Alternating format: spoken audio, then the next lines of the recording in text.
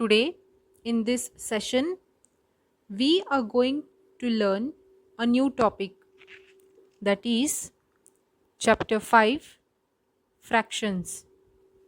Since it is a new concept for Standard 5, we are first going to understand this concept.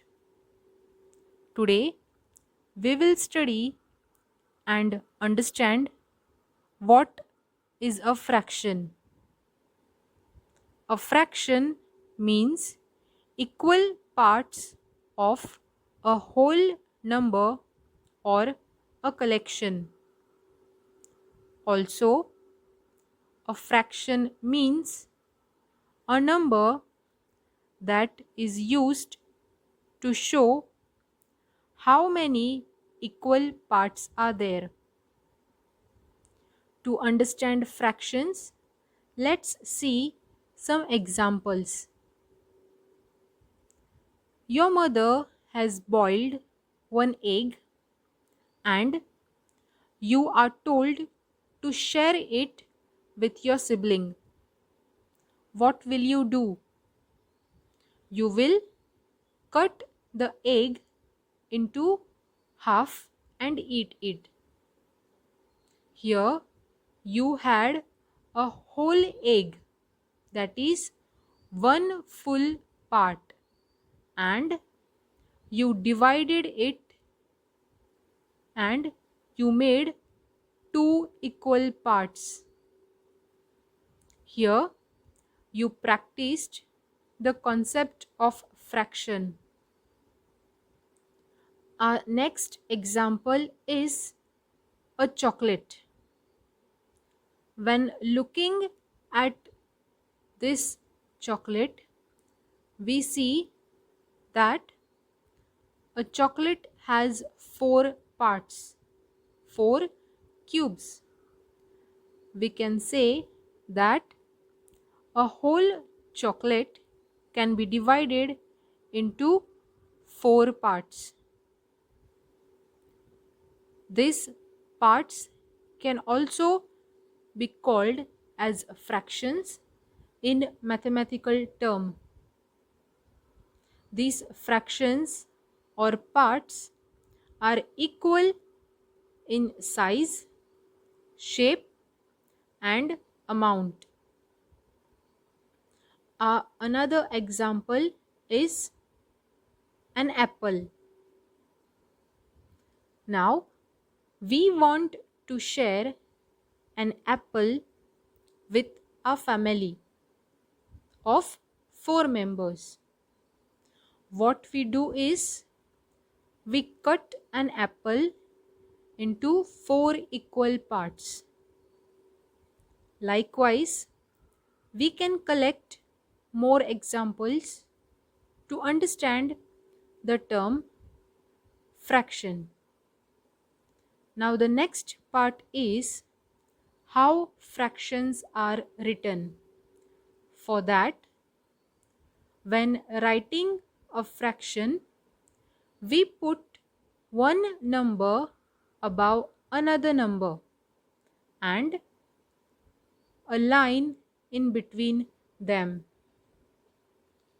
The number which is in the top of the line is known as the numerator, and the number below the line is called the denominator.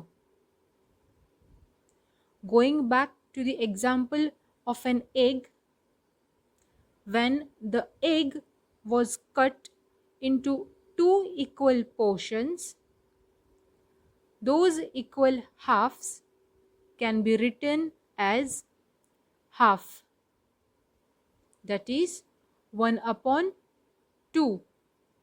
Here 1 is the numerator and 2 is the denominator. Our next example was chocolate and apple. Since both of these were divided into 4 equal parts, the fraction can be written as the first part will be 1 upon 4, the second part will be 2 upon 4, the third part will be 3 upon 4, and now considering the fourth part, we cannot write the fourth part as 4 upon 4. Here the numbers 1, 2 and 3 are the numerators, whereas 4 is the denominator. Talking about the fourth part, we cannot write 4 upon 4 because if we sum it or we take a value of it, the answer will be 1. That is, 4 upon 4 is 1, which also tells us that 1 was the whole object. So, the fourth part will be 4 itself. Now, talking about the next example, we have a pizza. A pizza usually has 6 slices. So, these 6 slices and 1 per slice can be rectified as 1/6, 2/6,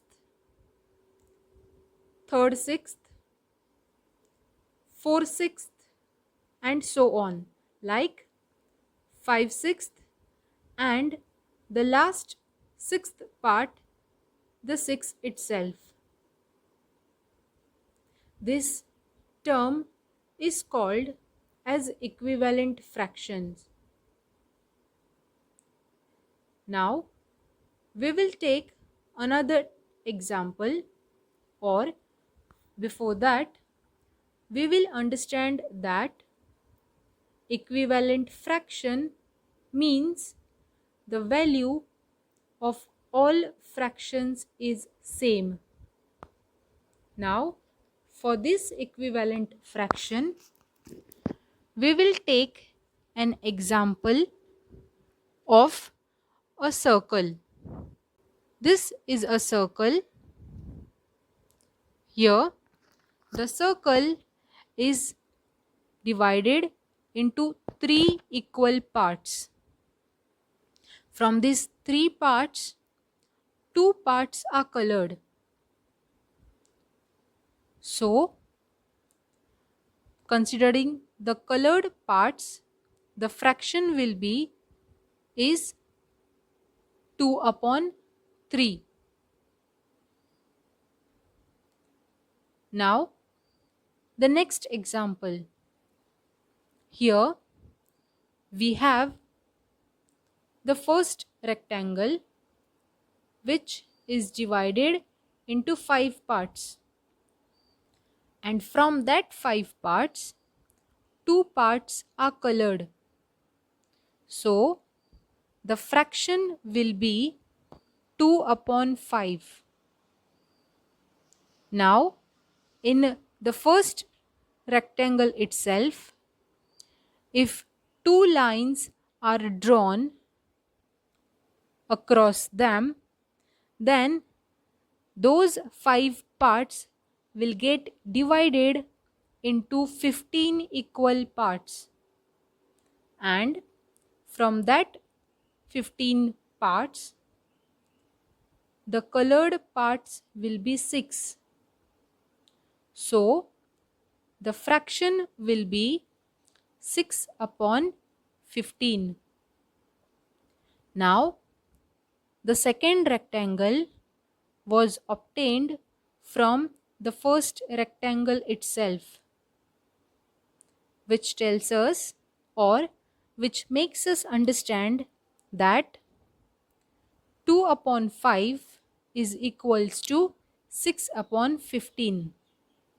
That means 6 upon 15 is an equivalent fraction to 2 upon 5. This was all about today's session. Thank you.